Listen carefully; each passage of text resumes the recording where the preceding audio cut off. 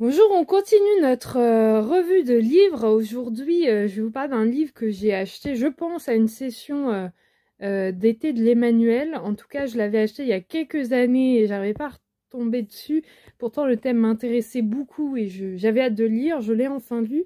C'est le livre La tombe du pêcheur de John O'Neill, traduit en français et publié en français par les éditions Artege, et qui raconte, c'est le sous-titre, l'extraordinaire enquête sur la découverte archéologique du tombeau de Saint-Pierre.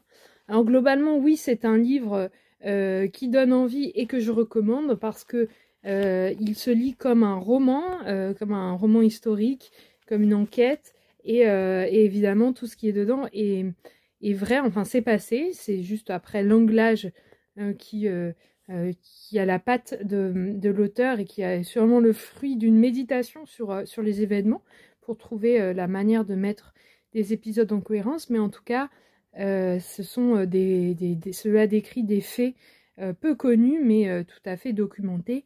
D'ailleurs, il n'hésite pas à mettre beaucoup de notes, voilà, en bas de page, sur une enquête pour retrouver si les reliques de l'apôtre Pierre étaient bien au Vatican, en dessous de la basilique Saint-Pierre reconstruite, et donc effectivement on avait bien la tombe du premier apôtre, de l'apôtre des apôtres.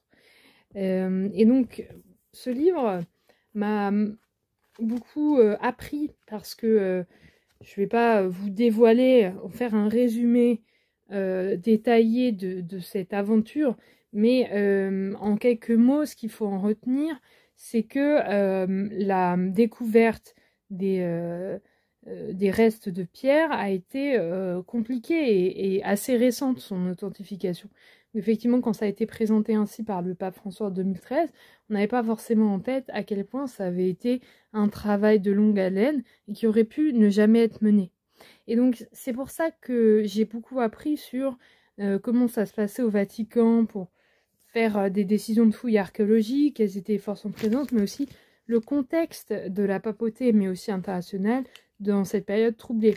L'initiateur de ces recherches, en fait, c'est le pape Pie XII. Et je trouve que le récit de l'ouvrage, je ne saurais pas vraiment comment classer cet ouvrage en termes de genre, mais ce récit, en tout cas, insiste au départ sur le pari qui est depuis Pie XII de la vérité. Il faut qu'on vérifie que si les restes de Saint-Pierre sont bien enterrés sous la basilique. Et rien n'était moins sûr parce que déjà au moment de reconstruire la basilique Saint-Pierre dans la forme moderne que nous connaissions, il y avait eu des tentatives de creuser un peu les fondations et rien n'avait été trouvé. Donc le texte explique très bien comment ça se fait, enfin, le réseau de galeries, mais effectivement, on avait un peu perdu la trace de son tombeau, de sa tombe, et donc on n'arrivait pas à mettre la main dessus. N'oublions pas quand même que la chute de l'Empire romain a créé beaucoup de pertes de connaissances, de savoir et de transmission. Donc ça avait été mené au moment de la construction de la basilique Saint-Pierre de Rome telle qu'on la connaît aujourd'hui comme plus grande basilique chrétienne au monde, et sans succès, donc au XVIe siècle, et je ne veux pas dire de bêtises parce que moi les dates, en tout cas, rien n'avait été trouvé à cette époque. Et ensuite, ce qui s'était passé, c'est que on avait un peu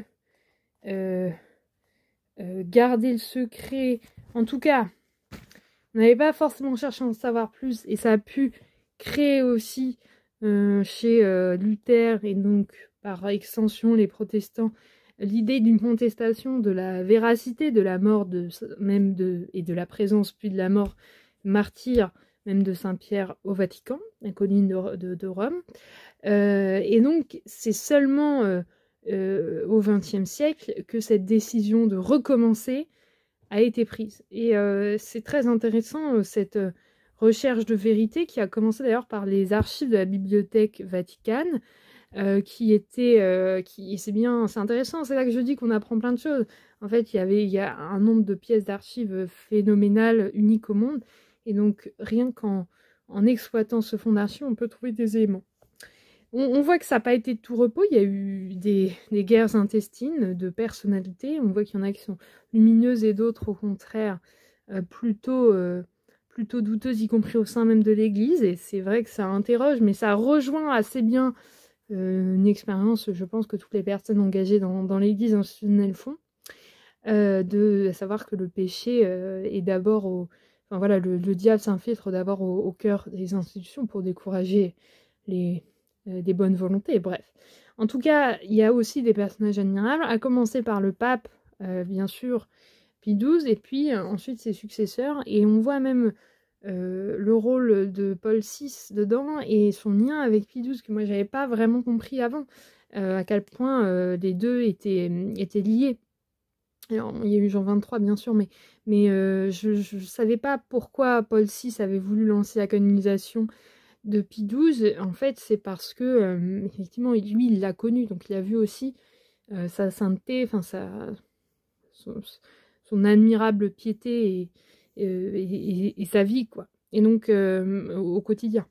Et donc, voilà. Donc, là, on découvre Paul VI, encore cardinal, mais qui ensuite va poursuivre les fouilles, et c'est intéressant parce que Pie XII, en fait, il finira sa vie en ayant comme information que les ossements retrouvés ne sont pas ceux de Saint-Pierre. Effectivement, c'était pas exactement ces ossements qui étaient ceux de Saint-Pierre. Ils ont été retrouvés et authentifiés que sous Paul VI.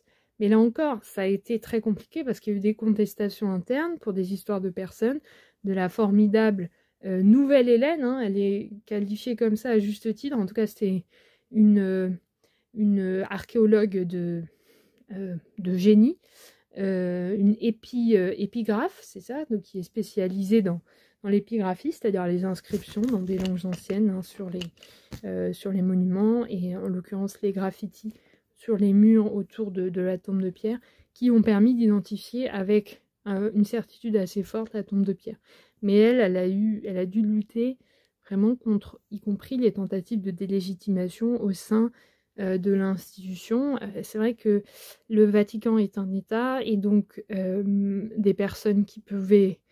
Enfin, c'est l'État, donc le pape qui décide, mais les personnes qui pouvaient lui nuire en tant qu'ecclésiastique ont eu ensuite des responsabilités et ont pu l'écarter ici du chantier de fouilles qui était sous la basilique, et qui a permis au final l'identification quasi formelle des restes de pierre. Et c'est intéressant de découvrir le processus, parce que on peut se dire comment on peut savoir vraiment avec certitude que c'était la tombe de Pierre. Le livre le montre bien, en fait c'est un faisceau d'indices, mais on peut quand même savoir rien qu'avec les os, l'âge, le genre, le sexe de la personne, mais aussi comment elle est morte. En l'occurrence, les pieds sectionnés du squelette de Pierre permettaient de savoir, de dire qu'en tout cas c'était totalement cohérent avec ce que disait la tradition de son martyr, qui est une crucifixion, la tête en bas.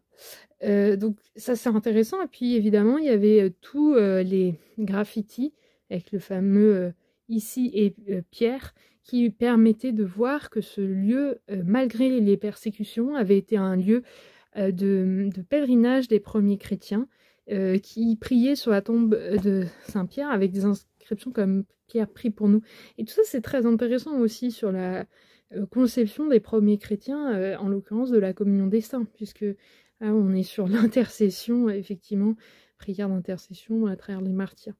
Donc c'est un livre tout à fait passionnant que je recommande. Alors c'est pas un livre d'histoire, hein. À plusieurs reprises, je me suis dit, bah voilà, là c'est écrit par quelqu'un qui maîtrise son sujet et qui a choisi un angle. Donc c'est pas, enfin voilà, la manière dont c'est raconté, c'est plus un récit épique qu'un livre d'histoire un peu âpre, un peu distant qu'on pourrait lire, mais qu'est-ce que ça vous embarque? C'est sûr que c'est une histoire hors du commun, et c'est vrai que c'est intéressant de voir que il a fallu 75 ans pour savoir, pour pouvoir dire officiellement au monde qu'on avait retrouvé les restes de Pierre, mais en même temps, 75 ans c'est beaucoup, c'est peu à l'échelle de la chrétienté, mais c'est aussi intéressant de voir que un savoir peut être perdu et retrouvé. Donc il y a beaucoup d'évidences qui n'en sont pas. Effectivement, les différentes invasions peuvent créer des pertes de savoir, de transmission irrémédiables. En tout cas, on les croit irrémédiables jusqu'à ce que de nouvelles techniques nous permettent d'en savoir plus. Puis le livre, je trouve, met en exergue des belles figures. Alors, je vous ai parlé de cette archéologue géniale, hein, une femme à cette époque, c'est pas non plus commun. Et donc, je veux au moins citer son nom pour la postérité, Marguerite Guarducci, mais elle en cite d'autres. Elle cite aussi ces admirables cardinaux qui ont eu un rôle d'espion, un rôle de l'ombre dans ces travaux qui étaient secrets hein, sous le Vatican, mais aussi dans cette période troublée pour aider les Juifs et aider les Alliés. Et ça, c'est intéressant d'avoir leur nom, comme Walter Carroll et Mag Geoog.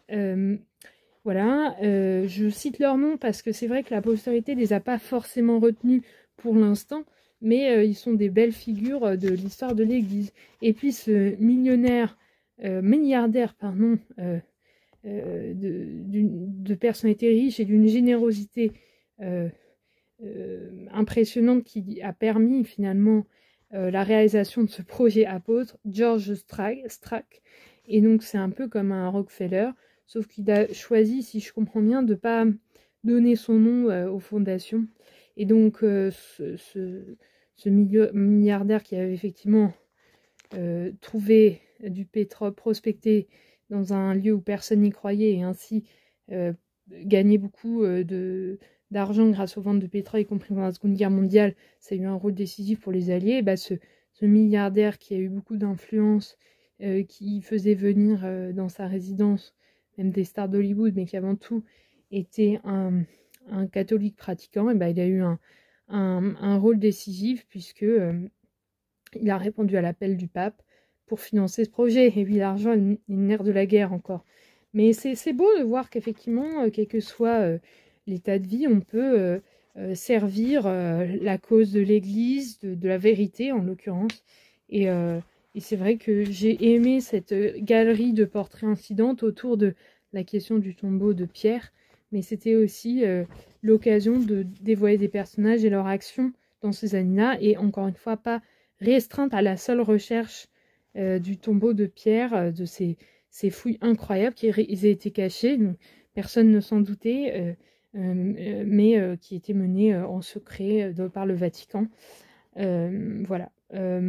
Pendant ces années-là. Ah oui, donc, Monseigneur Montini, futur Paul VI, était aussi un grand américanophile, ce que je ne savais pas. Vous voyez, donc j'ai appris plein de choses, je dirais, au-delà du tombeau de Pierre, mais c'est vrai que c'est chouette de pouvoir se dire, même si, encore une fois, la question de l'authentification formelle n'est pas absolument déterminante pour rendre un culte à des reliques que la tradition atteste, mais néanmoins, c'est intéressant de savoir qu'on peut quand même, avec la science, dire avec un degré de certitude élevé, ce à quoi correspondent des restes du passé.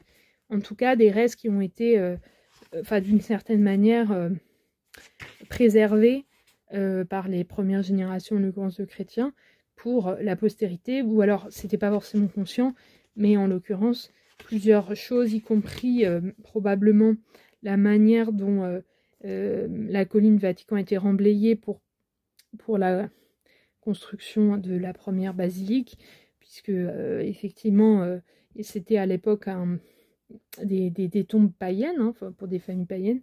Enfin, intéressant d'ailleurs de comprendre les pratiques funéraires des grandes familles romaines de l'époque. Et bien finalement en faisant ça, en mettant en remplissant de pierre ces excavations, et bien ils ont permis que lors des invasions, ce ne soit pas pillé par les vandales ou détruit. Donc voilà, un livre que je conseille évidemment. Je savais dès le départ que ça m'intéresserait de savoir comment on avait identifié les restes de Pierre. Je ne m'attendais pas forcément à ce que ce soit aussi épique et à apprendre des choses sur des sujets tout à fait connexes. C'est intéressant, hein, on ne s'attend pas forcément à qui sont les acteurs qui font avancer la cause. Hein. Je pense que ça le dit indirectement, Jean XXIII et Jean-Paul II ne se sont pas spécialement intéressés, si j'en comprends bien, au sujet de l'identification formelle de ces restes, à l'inverse du pape Pie XII et Paul VI, et même François en l'occurrence.